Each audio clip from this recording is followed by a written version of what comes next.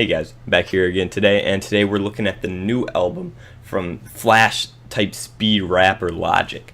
And this is his fourth studio album and the fourth and concluding album to his mixtape turned album series, Young Sinatra. So this is Young Sinatra 4, and I believe he made this one an album and the rest mixtapes for the reason that his fan base was starting to divide his mixtapes and his albums, so that the mixtapes were his fans looked upon like golden pieces of art, and those albums were just whatever. And I think he wants to get rid of that narrative by kind of bringing his mixtape style and what people love about his mixtapes over onto his album, hence making Young Sinatra 4 an album and not a mixtape like the others. And I mean like any of his work really could be albums or mixtapes. I mean, like Bobby Tarantino 2 could have easily been an album as well, and this could have easily been a mixtape. He's been releasing an album pretty much once a year since about like 2010 now, and this marks the first time actually that he's released two projects in the same year,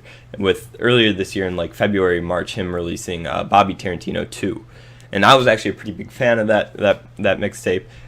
Still one of my favorites of the year. So I came into this with kind of high expectations. But getting into the actual album, comparing what I noticed the differences, other than the obvious style changes between the mix or his different kind of project, between Tarantino being more trap and Young Sinatra being the boom bap series of his, is that he really picks up his speed in which he raps. I mean, it is phenomenally faster, and I thought it was fast before, but he just goes all in on some of these tracks. Like on the track 100 Miles and Running featuring Wale and John Lindahl, he starts with a kind of a more regulated pace, and then as the song goes on and on, he slowly picks up, and then there's a Wale feature in the center, which, you know, it's pretty decent. But then he comes back, and he's just on another level, truly just spitting out and destroying every single verse that he has, and it just goes on and on too.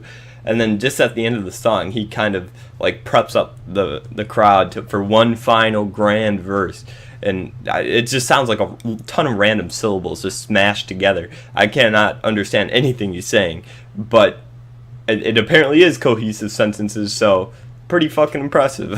And then, as this is, like I said, his boom bap series, the instrumentals are all pretty much boom bap oriented.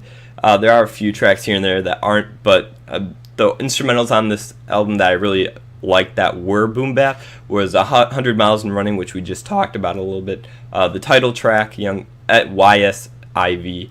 The Glorious Five is pretty fantastic production as well, and then the Wu-Tang Forever song, which is a bit lengthy, but that's kind of what I expect from a song when you have like 9 people on it. And of course, all these tracks are all led with some additional help here and there, but pretty much all led by the executive producer of almost all of Logic's work, Six. The second style that is pretty prominent on the album is a bit more of a pop, kind of more commercial sound, and this is pretty obvious on the tracks Ordinary Day and One Day, but especially on the track One Day. And I was pretty disappointed when it came out. I was kind of like, I'm not too sure about this, Logic, when I first heard that song. And it features Ryan Tedder as well, the lead singer of One Republic. I personally I love One Republic's music, but I felt this track just didn't really connect that well, with the instrumental really being the best part. But even that, it's not really anything that special. Logic raps pretty much just like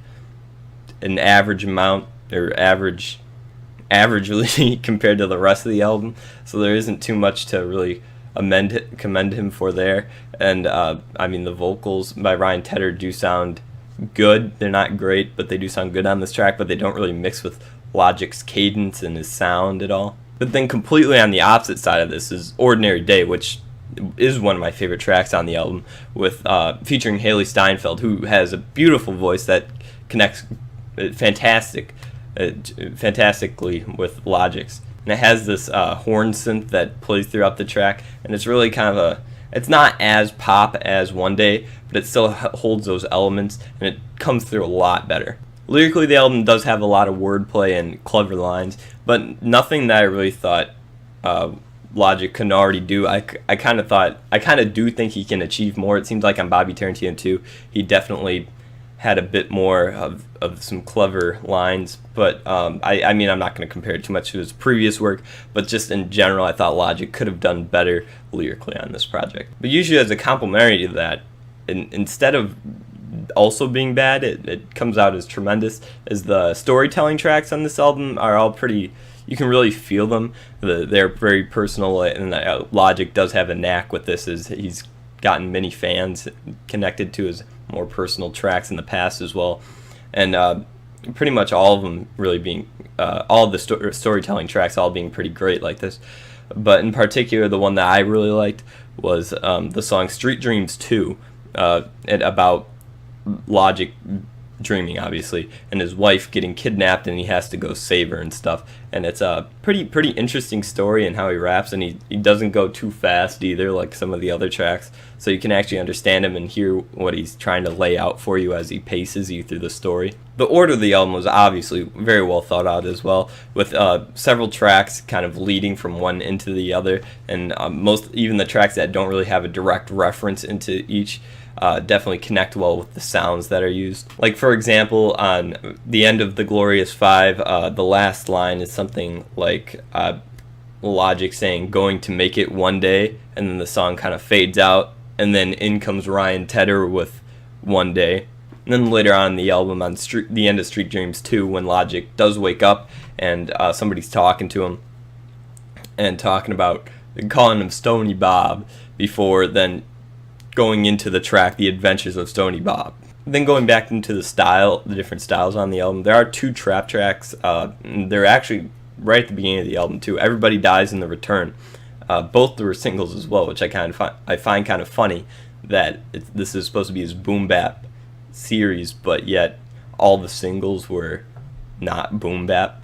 But so the 2 trap tracks were pretty on par with what I thought he's capable of doing, like with Tarantino 2, and The Return especially is a fantastic track with the production on that truly being kind of out of this world. I am a little confused though as to why they ended up on this project and not maybe Tarantino 3, because there most likely will be one, but they didn't really need a place to be on this album, but they do work, I guess. And then opening and closing the album, Logic actually gets pretty creative with making the opening track a short rap, before then voice recordings of tens on tens of his fans reading off, saying thank you for making music before listing the location, and it just goes on for a while. Really nice thank you to his fans. And then the album then closes with a call to Kanye's Last Call, in which Kanye in the track kind of describes what he was doing with his life, and Logic kind of references that, as well as J. Cole's, which J. Cole then did a remix of Kanye's. And so, but this Logic then goes and does the same thing here, kind of explaining how he got to being signed and up to this point now. Logic pulls through with a few duds here and there, but really overall just a pretty good, solid lineup of songs with multiple addictive tracks as well, like Ordinary Day, 100 Miles and Running, and The Return. And so in the end, I think I'm going to give this album an 8.